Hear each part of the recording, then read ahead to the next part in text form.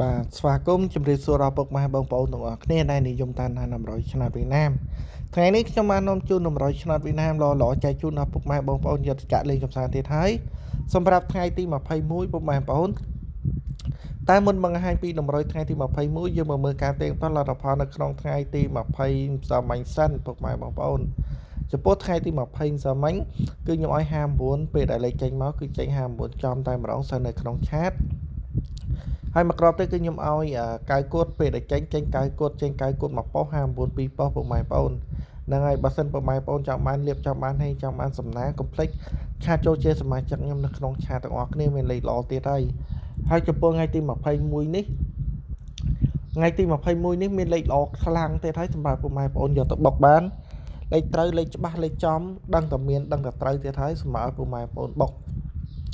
តើបើសិនពុកម៉ែបងប្អូនទាំងអស់គ្នាចង់បានលេខល្អលេខបុកកុំភ្លេចឆាតចូលជាសមាជិកខ្ញុំនៅក្នុងឆាតទាំងអស់គ្នាណាហ្នឹងហើយ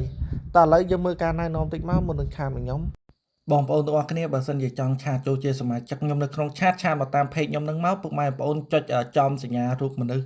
រូប profile ខ្ញុំនឹងមកចុចចំឃើញរូប profile ខ្ញុំអត់ឃើញរូបមនុស្សហ្នឹងបងប្អូនចុចចំទាំងអស់គ្នាមកពេលដែលចុចហើយពុកម៉ែបងប្អូននឹងឃើញ link ខ្ញុំហើយតោះឥឡូវយើងចុចទាំងអស់គ្នាបងប្អូនទាំងអស់គ្នាណាតោះយកដៃម្នាក់ចុចមួយមកហើយយើងសម្លឹងមកថ្ងៃក្រោយថ្ងៃខែហ្នឹងយើងឃើញរូប profile ហ្នឹងតោះយើងចុចទាំងអស់គ្នាពេលដែលចុចឲ្យពុកម៉ែបងប្អូនទាំងអស់គ្នាសម្លឹងមកក្រោមឈ្មោះពេញវិសាបងប្អូនទាំងអស់គ្នាសម្លឹងមកក្រោមមកមានឃើញអក្សរទូចខ្ញុំគូសវងនឹងអត់ចុចចំអក្សរទូចនឹងមកបងប្អូននឹងចូលមកដល់ page ខ្ញុំហើយបងប្អូនចុចមកដល់ page ខ្ញុំឆាតមកខ្ញុំបានទាំងអស់គ្នាហើយសូមអរគុណចំពោះលេខ free វិញពុកម៉ែបងប្អូនគឺខ្ញុំឲ្យ6ក្រុមនឹងទៀតហើយពុកម៉ែបងប្អូនឆ្លាញ់ក្រុមណាឬក្រុមនឹងយកសងសំណាងបាន